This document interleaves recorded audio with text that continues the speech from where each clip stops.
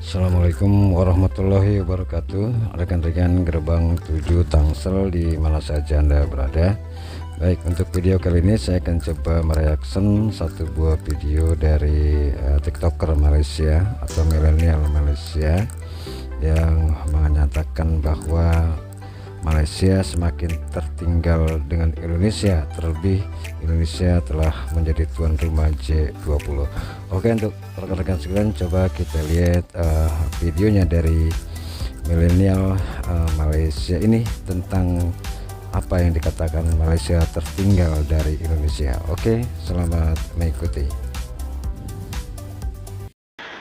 Di Indonesia, waktu sekarang yang kat Malaysia ni sibuk sedang berpolitik, mereka sedang menjayakan satu perjumpaan G20.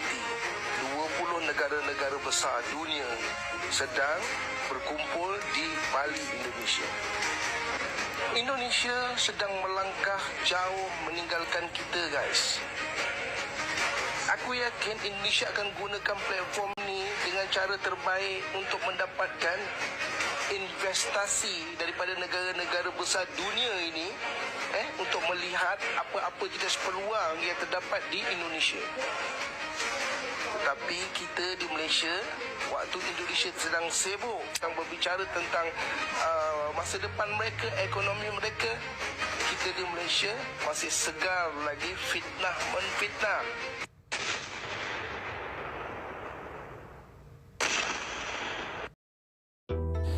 Ya, itulah saudara apa yang dikatakan oleh milenial Malaysia, di mana memang Malaysia katanya saat ini semakin tertinggal dengan Indonesia, terlebih Indonesia telah menjadi tuan rumah G20 beberapa bulan yang lalu di Bali.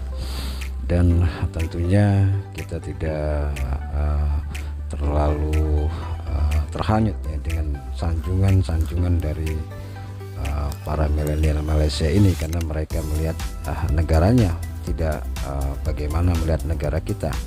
Dan memang sudah sepatutnya lah memang Indonesia lebih baik lagi ke depannya, karena memang kita adalah suatu negara yang besar dan kita juga tidak boleh dalam arti menilai negara orang lain, karena kita lebih fokus kepada negara kita sendiri. Namun apabila ada pihak-pihak lain yang memuji Indonesia dengan begitu baik, maka kita jangan terlena dengan pujian-pujian tersebut. Yang penting Indonesia terus maju ke depan dan menjadi yang terdepan untuk di kawasan Asia Tenggara.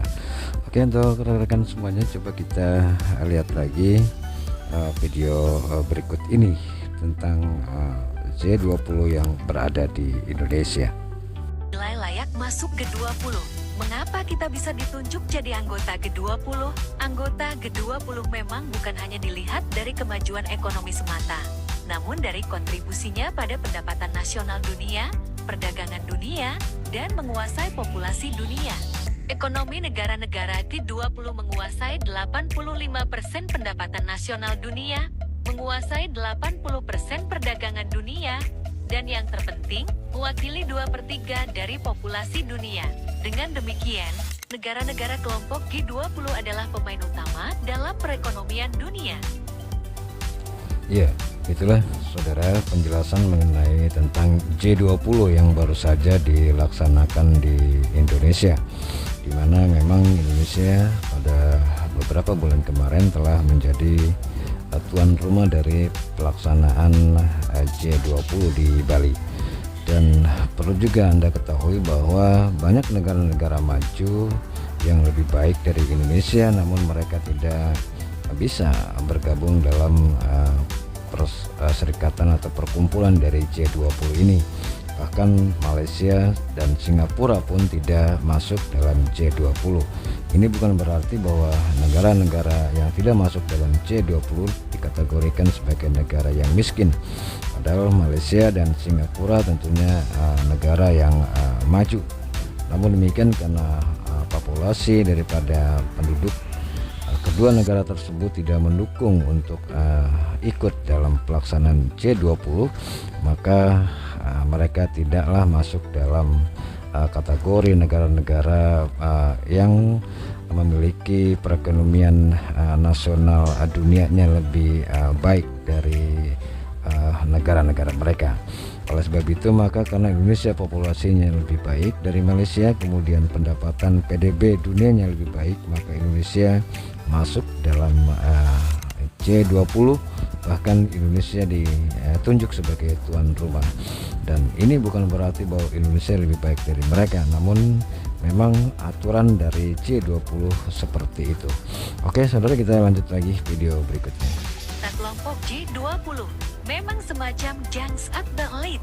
Meski kaya dan maju, satu negara belum tentu bisa masuk menjadi anggotanya. Berbeda dengan Bank Dunia, PBB, dan berbagai lembaga internasional lainnya. Keanggotaan G20 adalah anggota yang dipilih langsung dan bukan berdasarkan pendaftaran anggota.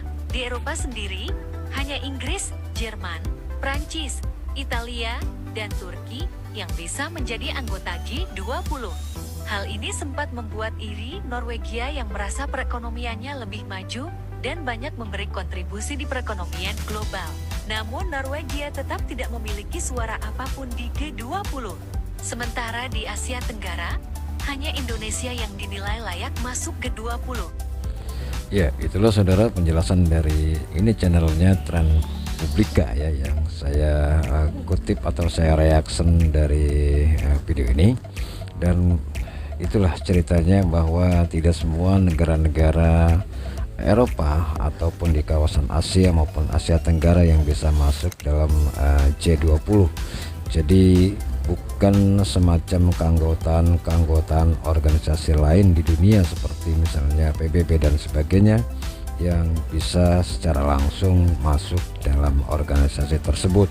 Namun G20 adalah negara-negara yang pendapatan PDB nasional dunianya itu dianggap lebih baik, dan juga populasi daripada penduduk negara tersebut mendukung untuk masuk dalam G20.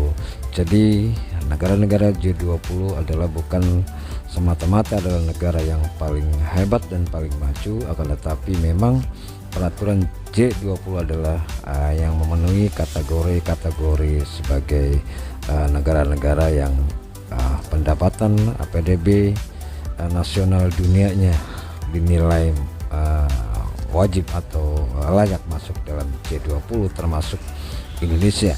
Dan memang hanya satu-satunya di negara di Asia Tenggara ini Indonesia yang layak masuk dalam G20.